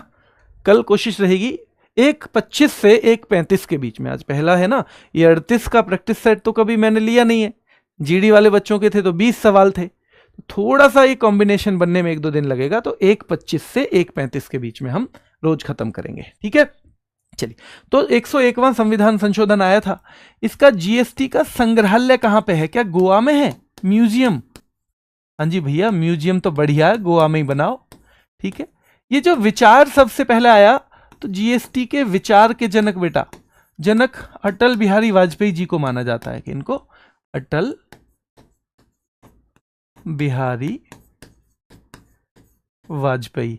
क्या इन्हीं के टाइम में बेटा दूसरा परमाणु परीक्षण हुआ था? हाँ या ना में बता दो बस, मैं आपसे ज्यादा नहीं उम्मीद कर रहा। क्या इन्हीं के समय में दूसरा परमाणु परीक्षण हुआ था? क्या इन्हीं के समय में दूसरा परमाणु परीक्षण हुआ था? बचाओ जल्दी से। बच्चे कह रहे हैं हाँ जी, इन्हीं के समय में दूसरा परमाणु परीक्षण भी हुआ था। हाँ, कनाडा मॉडल पर आधारित। देखो ये बच्चे भी कितनी अच्छी चीज याद दिलवा देते हैं। कनाडा मॉडल पर आधारित है भारत का जीएसटी, और एक दिन में नहीं होगा खत्म, चिंता मत करो, जीएसटी के सवाल आते रहेंगे। अगर कुछ रह भी जाएगा ना तो फिर से हो जाएगा, ऐसा नहीं है कि आज बस करा दिया तो खत्म। और एक ब्रांड एम्बेसडर और लिख लेना, अमिताभ बच्चन। अभी कराता रहूंगा सवाल जब तक आपको रट ना जाए, और इनका रिवीजन भी क्लास में कराते रहेंगे। आपको असली आनंदी जब होगा जब हम 5-6 सेट कर लेंगे, तो अमिताभ बच्चन ब्रांड एम्बेसडर, ठीक है, तब असली आपको आनंद आएगा जब आप 5-6 सेट कर चुके होंगे, क्योंकि कुछ कुछ चीजें रिवाइज भी होती रहेंगी। जल प्रदूषण की रोकथाम और नियंत्रण अधिनियम किस वर्ष लागू किया गया? जैसे आपको पता है, एक वन्यजीव संरक्षण एक्ट का पता है आपको, हम बार बार करते हैं, वो आया था 1972 में, जिसके बाद हमने टाइगर प्रोजेक्ट टाइगर शुरू किया था। तो वन्यजीव संरक्षण अधिनियम की अगर बात करें, अगर इसकी बात करें तो 1972 में, और 1972 के बाद ये एक एक्ट हमें यहां रखना है, 1974 का जल प्रदूषण की रोकथाम और नियंत्रण अधिनियम। जल प्रदूषण की रोकथाम और नियंत्रण अधिनियम। और वायु प्रदूषण मैं कल भी बताऊंगा, वैसे 1981 में आया था, वायु प्रदूषण से संबंधित 1981 में आया था। इनमें से कौन सी राशि अदिश राशि है? अदिश का मतलब कौन सी है बेटा? जिनमें परिमाण भी होना चाहिए और दिशा भी होनी चाहिए, यानी मैग्नीट्यूड भी होना चाहिए और डायरेक्शन भी होना चाहिए। तो इनमें से कौन सी राशि है जिसमें मैग्नीट्यूड भी है और डायरेक्शन भी है? तो सीधे सीधे बेटा इसमें कोणीय संवेग जो है, जो एंगुलर मोमेंटम है वो है। क्या बल, त्वरण और वेग मैं पूछ रहा हूं, जो 3 राशि मैं पूछ रहा हूं, बल, त्वरण और वेग, बताओ कौन कौन सी पूछ रहा हूं? मैं बल पूछ रहा हूं, बल का मतलब क्या है? फोर्स। मैं त्वरण कह रहा हूं, एक्सेलरेशन, त्वरण का मतलब एक्सेलरेशन। मैं तीसरी पूछ रहा हूं बेटा वेग, यानी कि वेलोसिटी। क्या ये तीनों सदिश राशि हैं या अदिश? तो ये तीनों ही सदिश राशि हैं बेटा, वेक्टर क्वांटिटी हैं, ठीक है। ये तीनों क्या हैं? सदिश राशि हैं, ये तीनों ही वेक्टर क्वांटिटी हैं, ठीक है। ये तीनों को भी हमें रखना है साथ में, कोणीय संवेग को भी रखना है। बल, भैया बल अगर सही दिशा में नहीं लगाओगे, नॉर्मल कनेक्ट करो, अगर बल इस वक्त इन 3 महीने सही दिशा में नहीं लगाया तो खत्म, टाटा बाय बाय हो जाएगी। बल लगाना है सही दिशा में पढ़ाई पे, ठीक है। चलिए, इनमें से किसे कोशिका का पावर हाउस कहा जाता है? तो आपको पता होगा भैया, कोशिका का पावर हाउस इनमें से किसे कहा जाता है बताओ? कोशिका का पावर हाउस। जो बच्चे कह रहे हैं माइटोकॉन्ड्रिया माइटोकॉन्ड्रिया माइटोकॉन्ड्रिया माइटोकॉन्ड्रिया, वो बिल्कुल ठीक है, ठीक है, क्योंकि केंद्रक को तो कहते हैं बेटा कोशिका का मस्तिष्क। केंद्रक को क्या कहते हैं? कोशिका का मस्तिष्क, ठीक है। वैसे ही राइबोसोम को क्या कहते हैं बताओ? क्या प्रोटीन की फैक्ट्री कहा जाता है इसको? क्या प्रोटीन की फैक्ट्री, क्या प्रोटीन की फैक्ट्री इसी को कहा जाता है बेटा? जल्दी बताओ, क्या राइबोसोम को प्रोटीन की फैक्ट्री कहा जाता है? तो हाँ जी, इसको कहा जाता है। तो ये सीधे सीधे याद करने हैं आपको भाई, ये नाम वगैरह याद करने हैं। बाकी इनमें हम जो महत्वपूर्ण चीजें हैं उनमें हम रैपिड फायर की हेल्प जरूर लेंगे, ठीक है। चलिए आगे देखेंगे हम, वैश्विक सॉफ्ट पावर सूचकांक में भारत का कौन सा स्थान है? सॉफ्ट पावर, सॉफ्ट पावर कहते किसे हैं? सॉफ्ट पावर देखो, एक तो आप किसी को बहुत मतलब ताकत के साथ आपने किसी पे अधिकार कर लिया, एक आपने प्यार से अपनी बोली से अपनी आदतों से, ठीक है, यानी उसको आपने अपने व्यवहार से मना लिया किसी चीज के लिए, तो उसी को सॉफ्ट पावर कहेंगे। और 28वां नंबर, बिल्कुल बच्चे सही कह रहे हैं जी, 28वां है। कौन सा है? 28 है। बहुत शानदार मेरे भाई, बहुत ही शानदार। संयुक्त राष्ट्र ने वर्ष 2026 को चारागाहों और पशुपालकों के लिए अंतर्राष्ट्रीय वर्ष घोषित किया है। यह प्रस्ताव किस देश ने पेश किया था? हम ज्यादातर किसी वर्ष को एक स्पेशल स्टेटस देते हैं, संयुक्त राष्ट्र खास तौर पे ऐसा करता है कि इस वर्ष ये होगा, इस वर्ष ये होगा। तो अभी उन्होंने 2026 को चारागाहों और पशुपालकों का बेटा, ठीक है, तो क्या दे दिया है? अंतर्राष्ट्रीय वर्ष घोषित कर दिया है। और ये प्रस्ताव मंगोलिया ने पेश किया था। किसने किया था? मंगोलिया ने पेश किया था। तो ये तो हो गए आपके सवाल। अब आपसे संबंधित केवल दो चीज, पहली पीडीएफ मिलेगी आपको हमारी ऐप पर, जो हमारी ऐप है रोजगार विद अंकित, ठीक है। हमारी ऐप को जब आप खोलोगे तो उसमें आएगा एक folder PDF class notes, PDF class notes, और उस पीडीएफ क्लास नोट्स को जब आप खोलोगे तो उसमें यूपी पुलिस का फोल्डर आएगा, और फिर आपको जीत सीरीज के नाम से, यूपी पुलिस में या अलग से जीत सीरीज के नाम से मिल जाएगा। जिन बच्चों को बहुत ढूंढने में दिक्कत हो उनके लिए एक छोटा सा एक टेलीग्राम का लिंक भी है, टेलीग्राम सोनवीर सर RWA,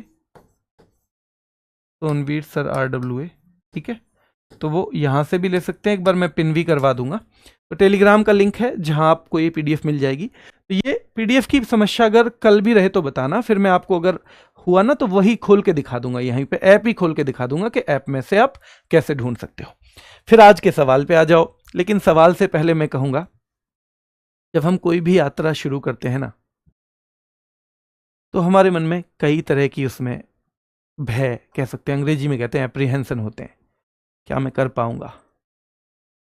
अब जब वो मन हमसे पूछता है ना क्या मैं कर पाऊंगा, तो दो तरह के लोग हैं। एक कहते हैं मैं जरूर करूंगा, मुझे करना ही है, मेरा इसके बिना काम चलेगा भी नहीं। दूसरा व्यक्ति कहता है नहीं मैं शायद नहीं कर पाऊंगा, इतने सारे बच्चे हैं, 30,000 लाइव हैं, अंकित सर की पे 50,000 लाइव थे, मैं कहां कर पाऊंगा। बेटा लाइव होने में और पढ़ने में अंतर है। जो मेहनत करेगा, जो क्लास लेगा और क्लास के बाद भी मेहनत करेगा, उसकी बराबरी कोई नहीं कर पाएगा। जो हर मिनट को ये सोचेगा कि जो मेरी 1 मिनट जा रही है दोबारा नहीं आएगी लाइफ में, जिंदगी में मैं दोबारा इसको पा ही नहीं सकता, उस इंसान को रोकने वाला तो कोई भी नहीं है। उस इंसान को रोकने वाला कोई भी नहीं है जो समझेगा कि मेरी 1-1 मिनट की कीमत है। बाकी हम आपके साथ खड़े हैं, बिल्कुल लास्ट तक आपका हाथ पकड़ के रहेंगे। और 2 लाइनें RWA हमेशा कहता है अपने स्टूडेंट्स को कि सारा जहां भी साथ दे तो और बात है, कि सारा जहां भी साथ दे तो और बात है, और तू जरा भी साथ दे तो और बात है। चलने को एक पैर से भी चल रहे हैं लोग, पर दूसरा भी साथ दे तो और बात है। आज का सवाल पूछ लेता हूं मैं आपसे, सवाल कि भैया भारतीय संविधान की वो कौन सी अनुसूची है जिसमें भारत की 22 भाषाओं का जिक्र किया हुआ है? अभी के लिए इतना ही। धन्यवाद।